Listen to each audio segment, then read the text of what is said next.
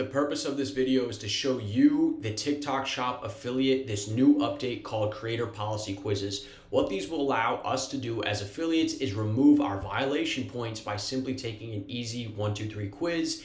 And this is very new. So I'm filming this on September 3rd, 2024. This was released in July, but I don't see anybody talking about this, but creators I know and even myself have used it to reduce points and get rid of violation points on our record. So let's hop into it. What is the Creator Policy Quiz?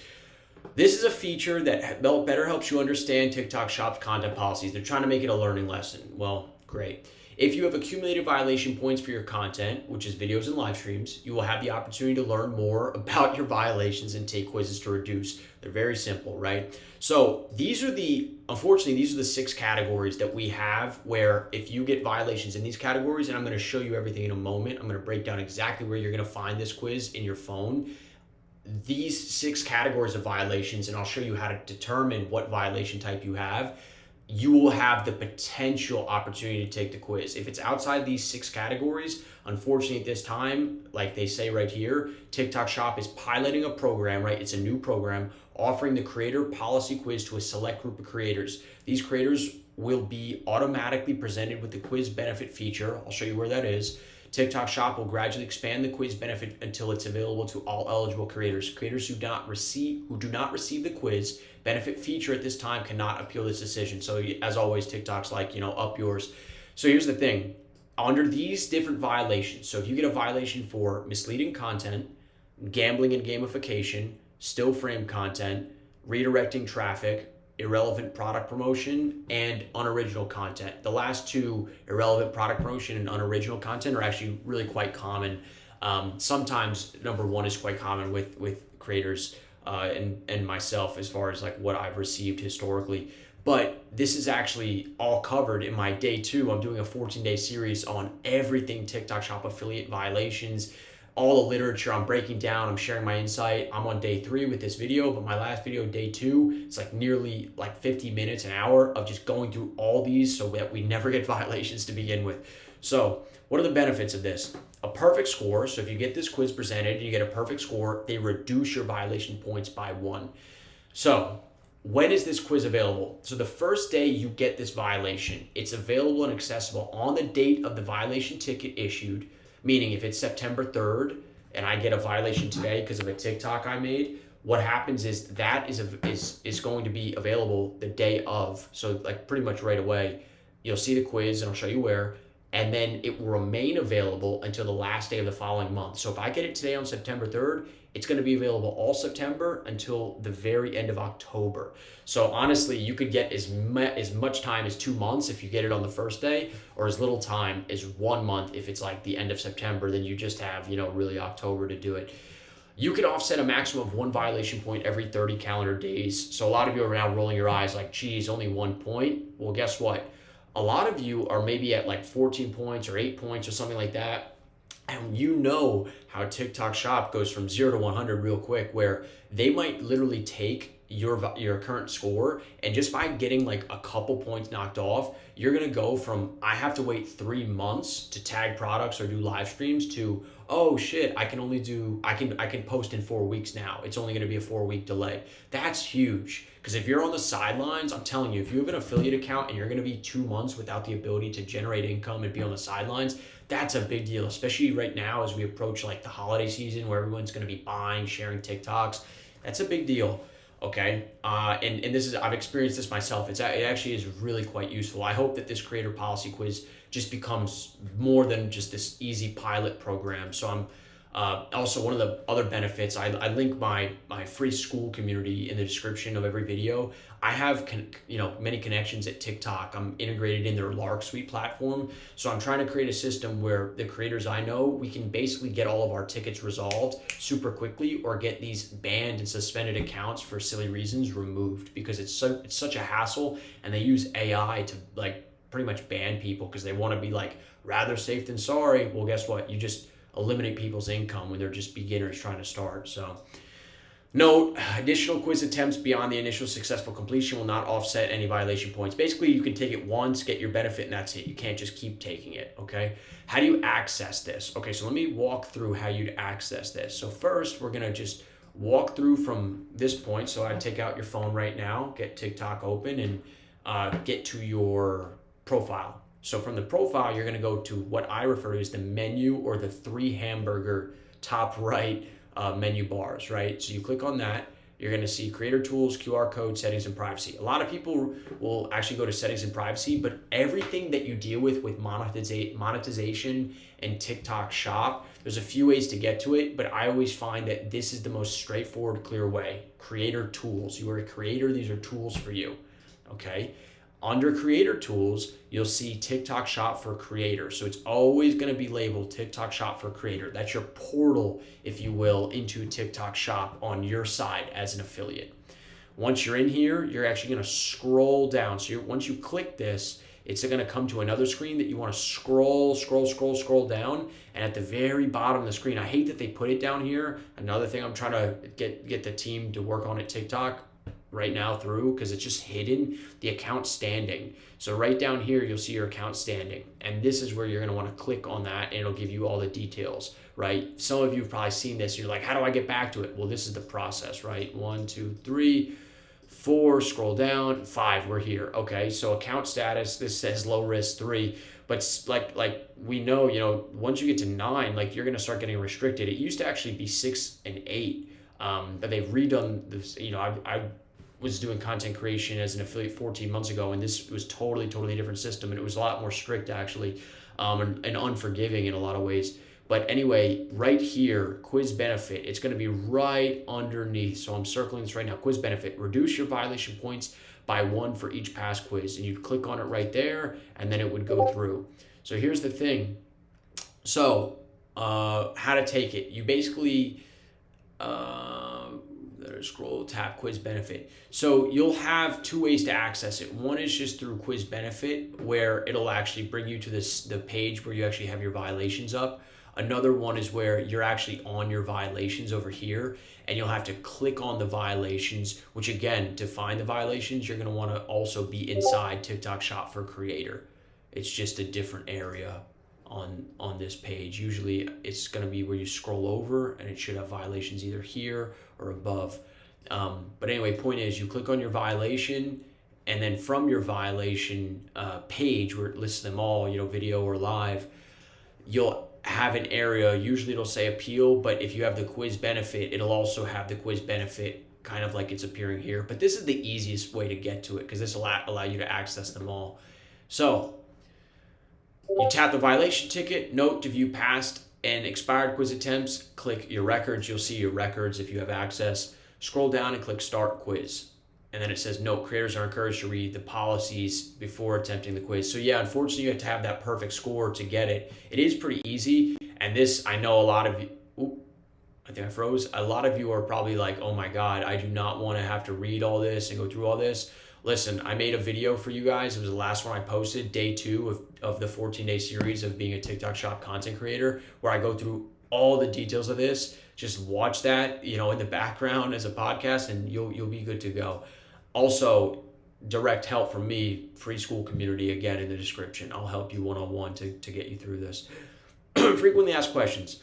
How many questions? Each quiz has 3 multiple choice. Yeah, it's really basic, right? How do I score a point? You get 1 point if you get all answers right on the quiz. So you can retake it if you fail the first time. I don't know how many attempts. It seemed like there was unlimited attempts, but I'm not sure if they're changing it because it's a pilot program. What is the maximum number of points I can offset, right? You just get 1. If every 30 days you get the chance to do one remove. Does it expire? Yes, we talked about that. It'll expire.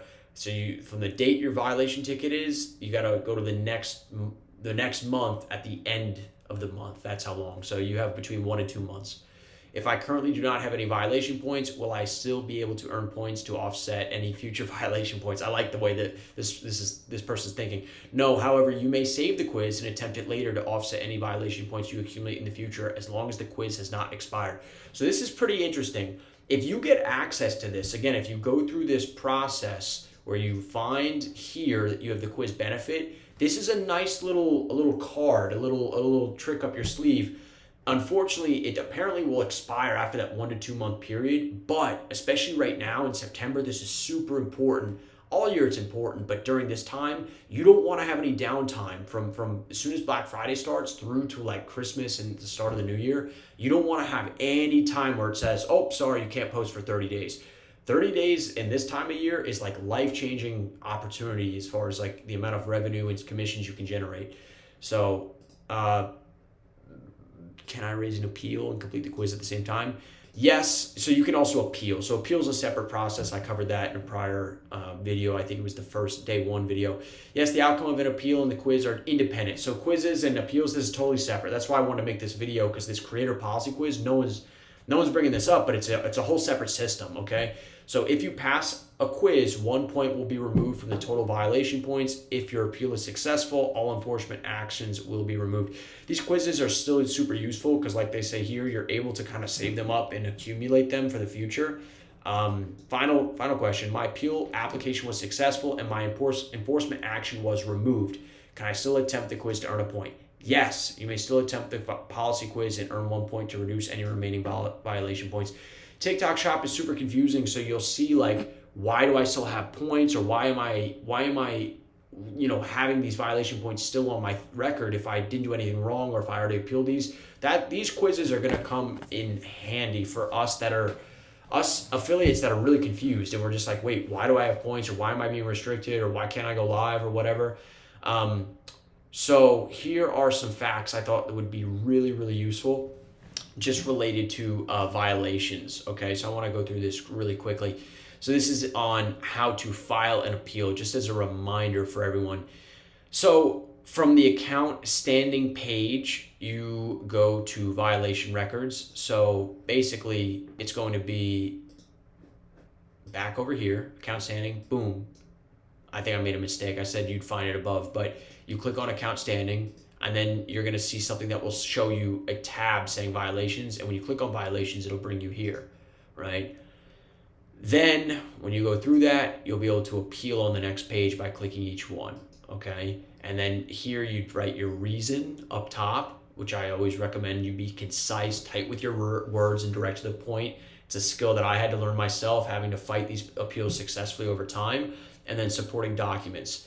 There's a whole entire methodology and strategy involved in this, and increasing the probability of getting that. I give everyone one-on-one help in the free school group. But for now, I just will say be concise and be very purposeful with what documents you attach that are exactly relevant to the violation related. So the desktop we're not going through. So here, back to the fact, will all my violations appear on my account standing page? No. So this is one thing you got to learn. Only violations from the last 90 days are going to appear on the account standing. So this is only going to show these past 90 days. A lot of you might think that, I thought this, I was like trying to bring this up to employees at TikTok and Lark Suite, but I had violations from like 200 days ago, so it didn't appear. It's just for the past 90 days. Are there any restrictions on appealing against violations? Unfortunately, as creators, we can only appeal a violation ticket once. Sellers actually can appeal twice. They get 2 sets of appeals. We only get 1. Violation tickets, as we know, it's within 30 days, so it's a little bit tighter timeline than the new creator quiz. And can all types of violations be appealed? Yes, so you can appeal any type of violation. It's not like the creator quiz that is only these 6 categories. I'm actually going to keep my promise and go through each of these briefly at the end, because I want to just really pack in as much as I can, because I know a lot of you that are watching this are dealing with this stuff, and every moment matters to get your accounts back and going. Where can I find the TikTok Shop community guidelines? So I cover this extensively, but there's a whole academy that goes through this. But it's unfortunately just fine print. It's like you got to go through this stuff for days to just really wrap your head around some of these confusing rules. Does my TikTok Shop content have to comply with both TikTok's community guidelines and TikTok Shop community guidelines? Yes. So what that means is, imagine TikTok is like this big circle, and then inside the big circle, we have a little circle. And that little circle is TikTok Shop. So the big circle is TikTok. TikTok is strict. A lot of people that come from Instagram or Facebook world, or even some YouTubers, they're like, wow, I can't do much on this TikTok world. It's so strict. You got to really be in the lines. On TikTok Shop, it's really strict. So they're super strict because you're directly monetizing, you're directly selling products. And I'm going to hop in here right now and talk about each of these categories and why would TikTok be so strict. A lot of it is to protect their own liabilities, because think about it, you as an affiliate are really a salesperson. Even though I always say never make videos like a salesperson, you're kind of the reason someone will buy these products. So if someone buys a product and they get injured or they die, that would be horrible and the liability would fall on TikTok. But more importantly, a lot of the people that are buying these products are buying from your videos. So you see kind of how you're on the hook for just really strict criteria and standards. Even when it comes to music, when you make videos, the artists have a huge pull on the music because you're directly monetizing something that's their creative work. It's not Creative Commons. Again, I'm not going to go into details here, but I want to make sure I didn't miss anything. Yeah. Okay, so quickly, these 6 areas. So misleading content. This is a pretty common area with our, and this is recent as of June 13th. Okay, so misleading content falls into some big buckets. So one is exaggerating claims. The next is medical and health claims. I always say be very careful with things related to medicine. Anything medicinal or medical. You know, I went through this extensively in my last video. Why should content not be misleading? I mean, most people don't have to, essentially what's happening is that you're misleading, you're like lying, your white lies to the audience of TikTok. When they buy the product, they're just going to buy it, then be misrepresented, leave a negative review on TikTok Shop, and then tell their friends over Thanksgiving, hey, I bought off TikTok Shop, I'm never going to buy that shit again because the shoe was different or this was bad or it wasn't. So it's really going to be a negative. It's going to be a really bad mark on TikTok and TikTok Shop's program. That's why they don't want you to ever mislead. What is an example? You say, these red boots are only available in size 7, but only size 9. This is why you got to be careful when you're going live. You got to know your stats kind of before you go in. You don't want to get too nerdy maybe because it'll come across as odd on camera, but you do want to know, like, for example, you have a hair serum and with before photos of shedding hair and after photos of thick hair that has no proof, right? You need you need these lab test reports. That's why some of these consumables, I always say consumables, medicinal products, they're very strict with that stuff, right? Scented soap, you saying it's 100% organic, when in fact it doesn't actually have the 100% organic claim on the packaging, right? You're just claiming it, but it doesn't actually back that up with there's certain like little, what would you call them, marks on your packaging that say basically we got a certain certification or this has been tested at a manufacturing level. So you got to be careful there, right? If you promote a sweater and describe it as being made of cotton, but the product description on the listing states that the sweater is actually made of polyester. So yes, I always say before you're going to promote a product, just read the title of the listing. Just read the title, because you'll help yourself a lot, even in just like the content that you produce in the video, on knowing what's actually made, what the product's made of. That'll save you. The creator states that toothpaste in their TikTok shop is better than a competing brand. I went over this big time in video, my day 2 video before, where you don't really want to ever be comparing and calling out other brands. And I say there's really funny ways you could do this that actually get people to jump in the comments and create engagement and boost your video, where you say things like the brand that must not be named. You say these very kind of cute tongue-in-cheek things. You don't ever want to be taking big name brands and just stating their name, writing their name, and saying like, yeah, because it's harmful there or that. Don't want to do that. You want to use innuendo, gossip, you kind of reading between the lines to get your point across. So best practices for the misleading content: accuracy. Make sure you're accurate. Size, material, origin, function, effects. Make sure you're truthful. Honesty. Don't make any false claims. Don't say its capabilities, features, or results are just like magnificent beyond anything, like it's curing the blind and such, solving for cancer. No. Substantiation. So when you mention awards, certificates, different affiliations with celebrities or whatever, you got to make sure that these are on the listing and these are substantiated with like documentation. Now TikTok Shop's becoming really good, and I've seen it on the seller side with consumables of just how much documentation you have to upload, and they try to push that then through to the consumer so that everyone's on board with how legitimate it is. Respect competitors. Again, they don't want TikTok Shop to become a place where everyone's just like slamming all these other, if TikTok Shop is the elephant in the room of Amazon and Walmart and all this, they kind of want to sneak into the room, and even though they're the big elephant, they want to sneak in and be polite, right? So you don't want to come in and slam these other big brands. Personal experience. Okay, you have to be very clear about this. So what that means is that users need to understand that when you're talking about your own experience, that's specific to you. It's like an anecdote. It's not just like you're saying something that happened. You're making some grandiose claim and you're passing it off as like scientific literature. That's a big no-no. So that's under misleading content. Gambling gamification. I had a lot of funny moments in this talking about this last video, but essentially big things you just want to avoid, right? No blackjack, right? Don't have any cards on the screen where you're talking about people making bets. If there's, things in your shopping cart, oh yeah, if this card gets turned over, then we'll reduce the price. Or, if there's a live stream that has like a text prompt for people to put bets on different, things that are going on. Don't do any of that betting, none of that, okay? You really should never be rolling dice. I think dice, unless you're selling the dice, it's bad, especially when you're talking about like using the dice as an object for prediction. That's when you're going to get into trouble. If the guess is incorrect, there will be no reward for the customer. That's just not good. You don't want to be leaving rewards, the carrot and the stick of the fate of your customer up to just the chance of dice, okay? This was big. There were a lot of actually overseas sellers doing the following too. The creator is selling unopened oysters where customers can pick which oyster to open. The pearls inside each oyster are not guaranteed, and the customer needs. Yeah, so this was big, like opening these oysters up, and then like the people in the lives were talking about, oh, if you get the certain pearl, then that's gonna mean this, or you're gonna be able to get, it's just no good there, no good. Don't leave things up to chance and gambling. This was another big one. A creator is selling lucky scoops of crystals. So you remember there was a lot of like overseas seller, like overseas streamers scooping into things and talking about like the different crystals and this means that, none of that. Anything that looks like Jeopardy or spin the wheel game for a variety of free rewards. Yeah, don't tell them to join in by commenting and just doing anything of this nature. It's just not good. It's going to come across as wagers and gambling and gamification. Don't do any of that.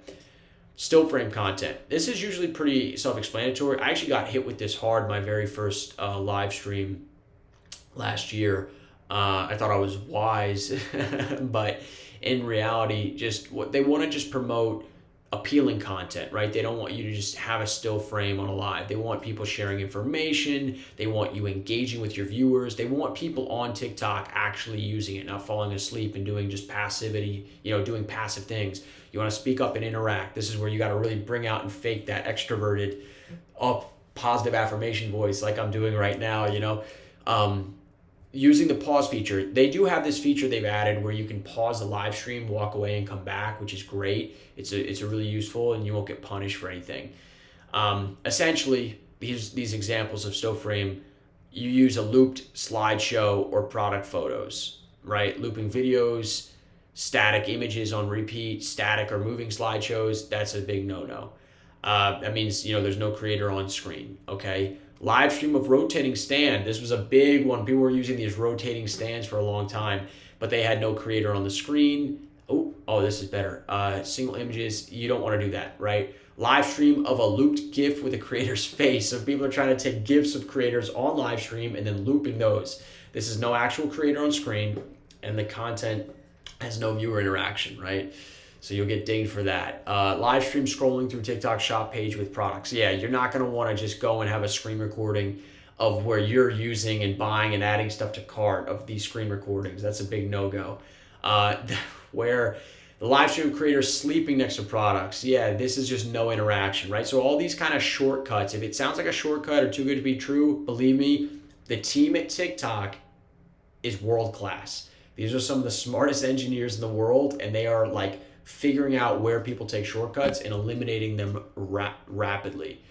Dull content, non-engaging content, leaving out valuable information.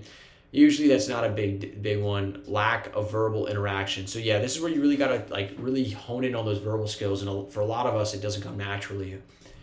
Next one, redirecting traffic. The essence of this, I'm just gonna sum this up quick. where you're talking about people going to your account bio, go to my bio to click this link to buy, selling every day, add me on WhatsApp, live streaming, telling them to scan this QR code or follow us on our website, even in your video description, shop at Amazon.com, go to the page to purchase, product description, click the link to order on platform name. Here's the thing. TikTok wants purchases in TikTok Shop, because every time a person purchases, every consumer purchase on TikTok Shop, TikTok as an entity gets a percentage. They get a little cut. They don't want this going to Amazon. I know there's a big release where Amazon's merging with TikTok and TikTok Shop. They want all the purchases within their app. The creator prompts the user to click on a link in their bio and it links to a creator's Etsy shop. No. Right? Contact through WhatsApp. No. They want this whole thing. The creator gives a demonstration on how to make a purchase from their Amazon listing on a phone. No. They do not want any redirected traffic. They want the purchases on TikTok Shop. They're even going so far that they literally have an FBT program fulfilled by TikTok, where people that buy on TikTok Shop will have their packages sent out from TikTok warehouses, just like how Amazon has FBA, fulfilled by Amazon. They want all of this to happen within their own ecosystem. Just always keep that in mind. Never think about redirected traffic. Always keep it within TikTok and TikTok Shop. Irrelevant product promotion. So this is pretty common. Basically, what happens is you'll have, okay, how many examples did they give us? Only 4. Okay. The creator describes a pink striped dress in the content, but the product that is listed is a floral pink dress. Yeah, so this is what I would just call inaccuracy. So like when you're being inaccurate about the actual details or just the attributes of a product, do not do so, because at the end of the day, that reflects on TikTok and TikTok Shop when a person purchases, and it's not like what you said in the video or live stream. It's just a bad look on them, and they want to reduce that. And you're the sales people, you're the reputation builders of this future TikTok Shop platform. In 2025, 2026, 2027, when this gets much bigger, the people that are these affiliates right now, us, are going to be the people that are really guiding the reputation for everyone else that will be the mainstream adopters of this as buyers. Okay. The creator is doing a day in the life video, but doesn't show or mention any of the products. A lot of people love this. I see, especially, I work very closely with women, generally between ages 20 and 55 on TikTok Shop. And a lot of them love these kind of aesthetic day in the life videos. I'm a big fan of it. I think it trains a lot of your creator muscles that you need to develop as a creator. But here's the thing. A lot of you get so tied up into having this aesthetic, kind of day in the life video or morning routine, you never show the product, or you show it too briefly, or you show it in passing. If you have, for instance, a neck cream for anti-aging, you can't just show yourself dabbing a little bit on and running out the door. You have to show the container, the actual container. And what I always do is I go to the listing and I see what it looks like with the white background, where it's like the product on white, and then I try to emulate the way that looks in a still, like not a still frame, but a video where I'm showing it up close, at least in a 2 to 3 snippet, just to make sure we're on the same page. You know what I'm saying, with the algorithm, okay? The creator has pressed on nails in the product listing page. In the video, the creator flashes nicely manicured hands. Since press-ons were not applied in the video and the creator did not describe the products in the video, it is not clear to the viewer if the pressed-on nails led to nicely manicured. Ooh, this is a tricky one. Wow, I like this one. This I could see a lot of people getting, accused for, and it being very annoying, because you're like, well, I did my, I cleaned up my cuticles or whatever, but the actual pressed on nails or the product itself. This is tricky. If I were you, I would just over describe, especially if you're in a live. You shouldn't get hit with this as much on a video, but this is where clarity and over describing. I always say if the title of a product is like, 20 words, it looks like a big Amazon listing title name, you want to say at least like 5 or 6 of them, like word for word at some point in the video. The creator is promoting duck slippers in their live stream, but on their product listing page, there are dog slippers. So again, this is just a little inaccuracy. Like, I know you guys are thinking, oh, they're both animals, or they're both, but TikTok Shop, it matters. These little details matter. Although both are slippers, the creator is promoting a differently shaped and designed product compared to what was shown in the content. And guess what? When someone buys it, and it's a dog-shaped slipper instead of a duck one, even if they're both yellow and have the white, what do they call them? The white part of the slipper that holds your foot in, that's going to be reflective in the negative reviews on TikTok Shop, right on the listing. So how do you avoid it? Okay, they have an entire, I went through that in video day 1. To avoid this, here are some of the best practices. Creators should showcase and describe any of the products that are anchored to their video. Yeah, over describing, over precision, over accuracy, right? The product being promoted or advertised should match any of the creator's anchored product listings. So yeah, I think this hits a lot of people more on live, it seems, but these are just the 6. I wanted to throw this in here along with the creator policy quiz as a bonus, even though I went over a lot of this stuff as a giant overview, just because I figured there's going to be people that are struggling right now with a violation, and they just want to figure out, how do I make sure this never happens again, or how do I eliminate this now? So I understand if you're going through this, and I hope this was valuable. Stay tuned for the next day in the series for all of this.